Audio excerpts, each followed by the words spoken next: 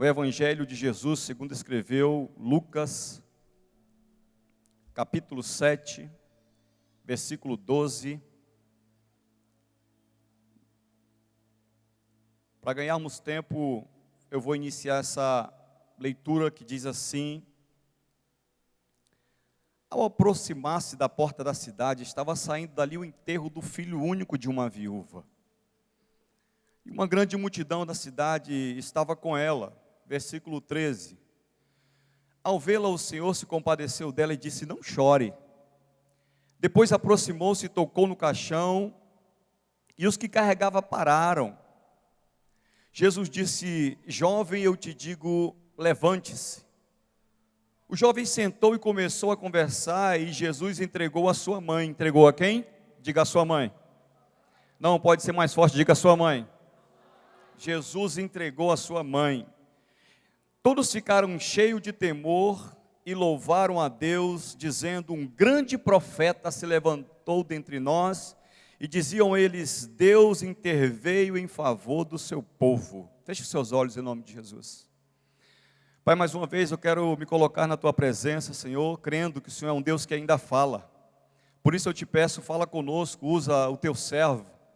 Senhor, eu sei que nós não somos nada, nós somos apenas vasos. A tua palavra diz que nós somos vasos de barro. Mas aprova o Senhor colocar o teu tesouro em vaso de barro, para que a excelência e o poder seja do Senhor e não de nós. Por isso creio, Senhor, que aqui o Senhor vai falar com aquele que chegou nessa expectativa e nessa esperança, de ouvir a tua voz e sair daqui alimentado, edificado e fortalecido no nome de Jesus. É por isso que nós nos colocamos agora na tua presença, crendo que não será apenas mais uma noite qualquer, mas será uma noite de manifestação da tua glória e do teu poder, no nome do Santo Jesus. Diga amém. Queridos, eu quero começar ministrando esse texto, porque Deus falou algo comigo muito forte. Confesso que já preguei ele outras vezes, mas essa última vez agora Deus me fez lembrar de algumas coisas que eu já vi acontecer, e creio que você também. A gente sabe que a nossa vida ela é cheia de altos e baixos. A nossa vida é cheia de derrotas, vitórias, cheia de perdas, de ganhos. A nossa vida é assim. Existem coisas que fogem do nosso controle. Existem coisas que nós não podemos evitar. Uma das coisas que nós nunca vamos poder evitar é a morte. Porque a morte é uma das piores perdas que o ser humano pode ter. E é inerente a todo ser humano. Isso faz parte do ciclo da vida do ser humano. A Bíblia diz que o ser humano nasce, cresce, reproduz e morre. Então, a gente também sabe que existe tempo para tudo nessa vida. Existe tempo de nascer e tempo de morrer. Eclesiastes capítulo 3, o sábio fala muito bem sobre isso. É durante esse tempo da vida que a gente vai ter algumas experiências. E dentre essas experiências, uma das mais dolorosas dessas experiências é a perda da morte. A gente viveu nessa pandemia aí, e talvez muitas pessoas que estão aqui hoje, estão sofrendo ainda a dor do luto de um doente querido seu que partiu. Algumas pessoas que estão aqui hoje, estão comemorando daquelas pessoas, seus parentes, entes queridos que não foram. A gente sabe que teve gente que esteve, como disse os outros, no bico do urubu, para ser sepultado e voltou. Esses dias eu estava vendo na internet, eu acho que todos viram aqui, um testemunho de um rapaz que morreu, ele morreu comprovadamente, ele teve uma parada cardíaca e ficou morto por não sei quantos minutos. E aí os médicos reanimaram aquele homem volta. É engraçado, queridos, porque todo mundo quer viver, mas aquele homem ele queria morrer. Isso é engraçado, porque quem é que não quer viver? Todo mundo quer viver. Aquele homem queria morrer. E o que me impressiona naquele homem é a visão que ele tem lá do outro lado. Eu tenho uma filha aqui, que todo mundo conhece, a Aline, ela é especial. A Aline, ela tem um diagnóstico de retardo mental gravíssimo. Então a Aline não tem muito entendimento das coisas. Mas quando a gente brinca com ela e fala assim: Aline, você vai morar com Jesus. Aí ela fala: não. Mas por que você não quer morar com Jesus? Todos nós queremos morar com Jesus. Ela fala que não quer morar com Jesus. Me pergunte por quê. Não, está fraco demais. Me pergunte por quê. Porque ela não quer morrer, gente. Então ela não tem tanto entendimento das coisas, mas ela sabe que se ela tiver que se encontrar com Jesus, ela fala assim: ó, papai, ó, não. Coloca as duas mãozinhas assim, ela fala que não. Porque ela sabe que para se encontrar com o Senhor, você deve morrer. aquela mulher, a Bíblia diz que estava levando o seu filho para ser sepultado. E é engraçado porque naquele momento Jesus ia entrando naquela cidade. Jesus nem chegou a entrar na cidade de Naim. Jesus nem chegou a entrar naquela cidade. A Bíblia diz que do outro lado vinha um cortejo fúnebre, com uma multidão trazendo a única esperança que aquela mulher tinha, porque aquela mulher já havia feito aquele caminho pela segunda vez. A Bíblia diz que ela era viúva, então a dor do luto ela já conhecia. A dor da perda ela já conhecia. Aquela mulher já havia bebido não uma vez, mas duas vezes do cálice do luto, do cálice da dor. E naquele momento Jesus resolve entrar na história daquela mulher para mudar aquele quadro. Naquele momento Jesus começa, a entrar na história daquela mulher sem que aquela mulher pedisse. A Bíblia diz que Jesus ele vai ao encontro daquela mulher no momento em que ela estava indo sepultar o seu filho. Não diz que ela estava orando, não diz que ela estava pedindo, não diz que ela estava clamando, diz que ela estava chorando. O texto é bem claro quando diz que aquela mulher estava chorando e Jesus vai se aproximar. Algumas traduções dizem que no dia seguinte Jesus chegou e entrando naquela cidade. Por que no dia seguinte? Porque a história que antecede essa história aqui, do filho da viúva, fala da cura do servo de um centurião. É interessante, queridos, porque naquele momento, antes de acontecer aquele milagre de ressurreição, Jesus vai curar o servo de um centurião, que não fazia parte do povo judeu, não fazia parte dos herdeiros da fé de Abraão, mas era alguém que tinha Jesus como uma autoridade, era alguém que buscou honrar Jesus e disse: olha, eu sei que se ele der uma palavra, o meu servo vai ser curado. Eu não preciso que ele entre na minha casa, porque eu também tenho autoridade. Ele vai dizer que Jesus é uma autoridade. Interessante dizer também que se você for olhar no texto, a Bíblia diz que o centurião nem vai ao encontro de Jesus. Como é que pode isso?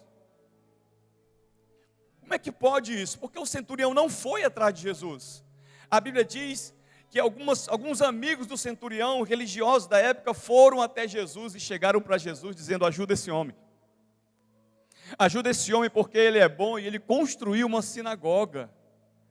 Esse homem, ele é a favor do teu povo, ele ajuda aqueles que têm a fé em Deus. E eles chegaram até Jesus dizendo isso. Jesus quis ir na casa dele, ficando sabendo que Jesus ia, ele disse: não, eu não sou nem digno de que Jesus entre no meu teto, debaixo do meu teto, na minha casa. Diz para ele liberar apenas uma palavra e o meu servo será curado.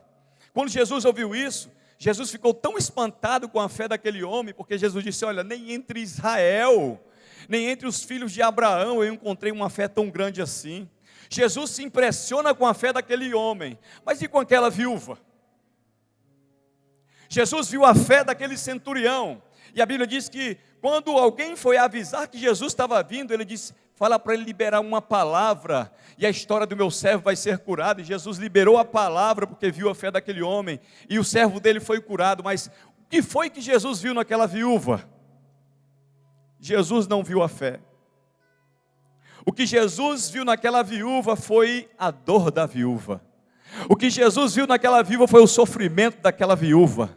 O que Jesus viu naquela viúva foi o luto daquela viúva. E Jesus já sabia que ela já havia perdido o marido. Agora ela vai enterrar o seu filho. Deixa eu falar uma coisa para você: não coloque um ponto final naquilo que Deus não colocou. Não coloque um ponto final e não desista daquilo que Deus entregou para a sua vida. Deixa eu falar uma coisa para você: aquilo que você diz que é o fim, Deus está dizendo que é apenas o começo. Não desista daquilo que Deus colocou no seu coração, dos seus sonhos. Não desista do seu casamento. Talvez você diga: olha, acabou, não tem mais jeito. Mas eu quero dizer uma coisa: no momento em que você pensar que tudo acabou, é apenas uma vírgula que Deus está colocando, e Deus está dizendo: não está acabando, está apenas começando. Eu quero profetizar na sua vida: não está acabando, está começando. O que Deus está fazendo é apenas melhorando, está trazendo algo novo no teu ministério, algo novo na tua casa, algo novo nos teus sonhos. Deus está fazendo algo novo na sua vida.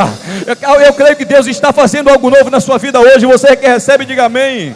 Você que recebe, levanta as mãos para o alto. Recebe a mão direita, e levanta a mão esquerda e começa a aplaudir o Senhor bem forte.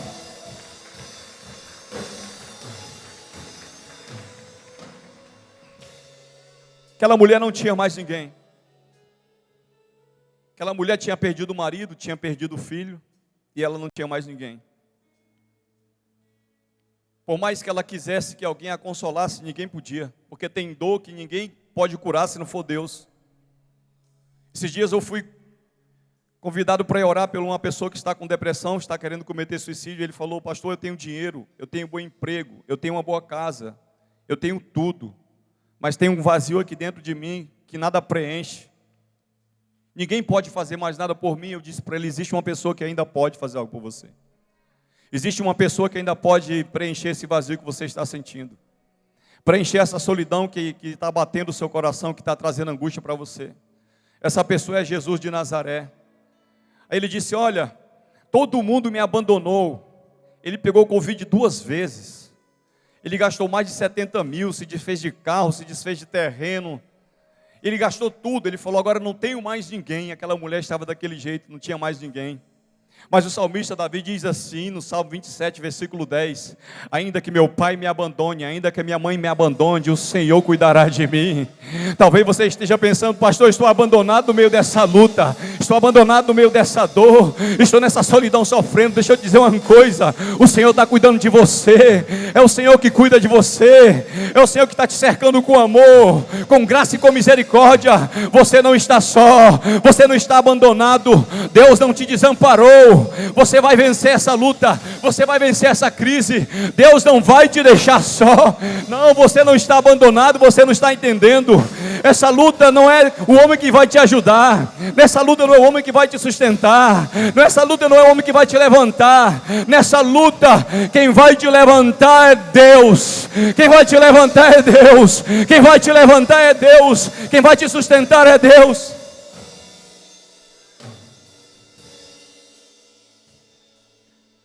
A questão, queridos, não é ter problema. Problema todo mundo tem. A questão é saber como vai enfrentar o problema. Jesus olha para aquela mulher e vê o sofrimento dela. E é engraçado que Jesus, quando vê o sofrimento, ele diz: não chore, pare de chorar. E eu fico pensando: mas por que ele pediu para ela parar de chorar? Porque a Bíblia diz que ele se compadeceu dela. Se tem alguém que se compadece das nossas dores, se tem alguém que se compadece do nosso sofrimento, esse alguém é Deus. Jesus, ele entra no problema daquela mulher, entra, na situação daquela mulher, e ele diz: não chore. Jesus não está reprimindo os sentimentos dela. Jesus não está reprimindo as emoções dela. Jesus está dizendo assim: olha, não chora mais. Não chora mais porque agora eu entrei na tua guerra. Não chora mais porque eu entrei na tua luta. Não chora mais porque agora você não está só, eu estou contigo. E tem momentos que a gente diz: Senhor, parece que não tem ninguém para me ajudar, parece que não tem ninguém para me socorrer. E o Senhor diz: quando não tiver mais ninguém por você, entra no teu quarto, dobra o teu joelho, fecha a porta, vai orar em secreto, pedindo em secreto, porque em secreto o teu Deus vai te responder. No secreto ele te responde, mas em público ele te honra. Ei, deixa eu te falar uma coisa: aquilo que você tem pedido em secreto, Deus está respondendo. Sabe como é que vai acontecer? Em público ele vai te honrar com aquilo que você pediu para que ele fizesse por você. Se ele for digno de glória, se ele for digno de honra, você aplauda ele agora bem forte, porque o Senhor vai te responder no nome de Jesus.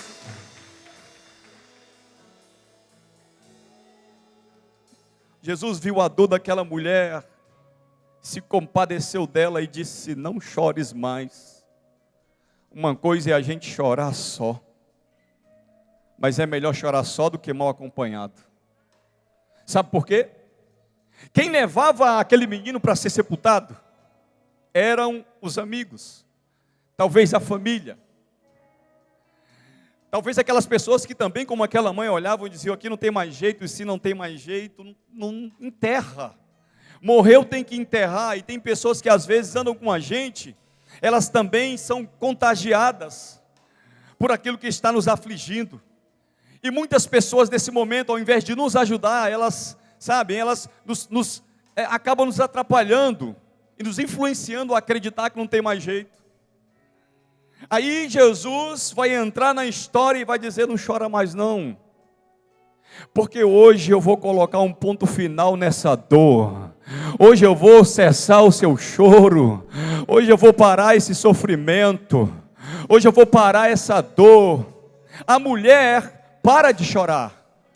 E no momento em que aquela mulher para de chorar, a Bíblia diz que Jesus se aproxima e todo mundo para. Jesus se aproximou, pediu para ela parar de chorar. Aqueles que levavam o caixão parou o enterro, o sepultamento parou. Jesus vai parar agora a morte que estava dominando o menino. Quando a mulher para de chorar, Jesus vai e toca. Na lei do levirato, Jesus não podia tocar, porque aquele que tocava no morto se tornava impuro. Mas quando o puro tocou no impuro, o impuro ficou puro. Mas quando o puro tocou no impuro, o impuro ficou puro. Quando a vida tocou na morte, a morte deu lugar à vida. Aquilo que estava acabado voltou a começar. Aquilo que estava parado voltou a andar. Você não está entendendo? Aquilo que estava parado na tua vida vai voltar a andar. Aquilo que estava morto vai voltar a reviver. Aquilo que para você estava acabado, Deus estava dizendo, vai recomeçar. Não vai parar, não vai acabar, vai recomeçar. Vai andar, vai prosperar, vai frutificar, vai vencer, vai crescer. Deus está dizendo isso para você. O fim ainda não chegou na sua vida. O fim ainda não chegou no seu ministério. O fim ainda não chegou na sua empresa. Está apenas começando. A questão é quando Jesus entra na causa. Aquela mulher estava chorando. Todo sofrimento, queridos, tem um começo, mas também tem um fim. E o sofrimento tem um poder de mudar a nossa situação de uma forma tão forte, que eu peço para você não desprezar os seus sofrimentos. Está fazendo de você alguém mais forte. Quantas lutas nós enfrentamos achando que a gente ia morrer? Meu tio morreu em novembro do ano passado, e a minha tia disse, eu não vou suportar esse sofrimento, eu também vou morrer. Eu disse, Jesus vai lhe sustentar e a senhora vai continuar vivendo até que o propósito de Deus se cumpra na sua vida. Você não vai morrer, você vai viver até que o propósito de Deus se cumpra na sua vida. Então, Jesus entrou naquela causa e ela chorava. Uma coisa é chorar numa luta onde Jesus não está conosco. Outra coisa é chorar sabendo que Deus está conosco, pastor Gladys. Sabe por quê? Porque é a certeza de que esse choro que dura uma noite vai passar quando amanhecer o dia. Esse choro que está durando a noite inteira, quando o sol raiar, ele vai trazer alegria, ele vai trazer paz para o seu coração, ele vai trazer cura para a sua vida, ele vai fazer você se sentir mais forte, ele vai fazer você se levantar. No lugar do pranto, Deus vai colocar um riso nos seus lábios, um novo cântico nos seus lábios, e você vai glorificar a Deus mesmo no meio dessa luta, mesmo no meio dessa angústia, mesmo no meio dessa aflição. O choro dura uma noite, mas a certeza de que o dia vai raiar e vai trazer uma resposta para a sua vida é certo no nome de Jesus.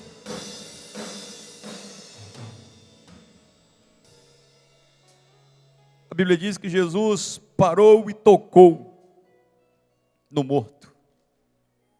Ele toca no esquife, o texto diz. Esquife é caixão.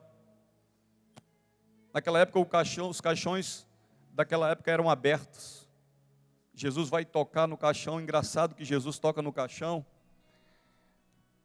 e ele toca no menino. Ele fala com o menino. Quando ele toca no caixão, o menino que estava morto volta a viver. E é engraçado porque se eu tivesse lá numa hora dessa, irmãos, toca no caixão, o morto levanta. Ele diz, menino, levanta. E é engraçado porque Jesus fala com o morto e o morto responde. Jesus fala com o morto e o morto responde. O morto obedece. Sabe de uma coisa? A nossa fé, ela move montanhas. Mas se existe uma chave para abrir a porta da nossa vitória, a porta do milagre, se chama obediência. A fé move montanha, mas o que abre a porta, a chave que abre a porta para o nosso milagre é a obediência. Jesus falou e o morto começou a viver. Jesus disse: levanta, e o morto se levantou. Se eu estivesse naquele lugar numa hora dessa, eu estava correndo até hoje, irmãos. Porque, meu Deus, eu fico imaginando um morto se levantando, aquilo que não tinha mais jeito, voltando a falar. Queridos, algo impressionante aconteceu aquele dia. A Bíblia diz que quando Jesus começa o seu ministério, um dos maiores respaldos para que Jesus tivesse credibilidade, porque Jesus também era desacreditado, não sou só eu e nem é você. Um dos maiores respaldos para o ministério de Jesus era que existia a ressurreição. E a Bíblia diz que os sinais seguiriam os que crescem. Então muitas pessoas seguiam Jesus porque queriam ver o sobrenatural acontecer. E naquele dia, Jesus ele vai começar a operar o seu primeiro milagre de ressurreição. Eu estou dizendo o primeiro milagre de ressurreição. Porque o primeiro milagre de Jesus, todos nós sabemos que foi transformar água em vinho. Então, naquela época existiam os saduceus que diziam que não existia ressurreição. Então, se Jesus não ressuscitasse aquele jovem, Jesus seria um impostor, um mentiroso. Então, aquilo que nunca mais havia acontecido no Novo Testamento passou a acontecer. Existiam-se boatos que lá no Antigo Testamento, o Elias e Eliseu haviam ressuscitado os filhos das viúvas. Mas naquela época, depois dos 400 anos de silêncio, nunca mais havia acontecido aquilo. Sabe o que eu estou querendo te dizer? Que o que Deus vai fazer na sua vida, nunca ninguém viu acontecer. O que Deus vai fazer na sua vida é algo inédito, nunca aconteceu. A Bíblia diz que Jesus toca no caixão, chama o menino não levanta, ninguém nunca tinha visto aquilo acontecer. O que Deus vai fazer é algo tão grande, tão grande, tão grande, que as pessoas vão dizer assim: olha, eu nunca vi isso acontecer, mas aconteceu na vida dele. Eu nunca vi isso acontecer, mas aconteceu na vida dela. Olha, se não fosse Deus na vida dele, isso não teria acontecido. A Bíblia diz que Jesus ressuscita o menino.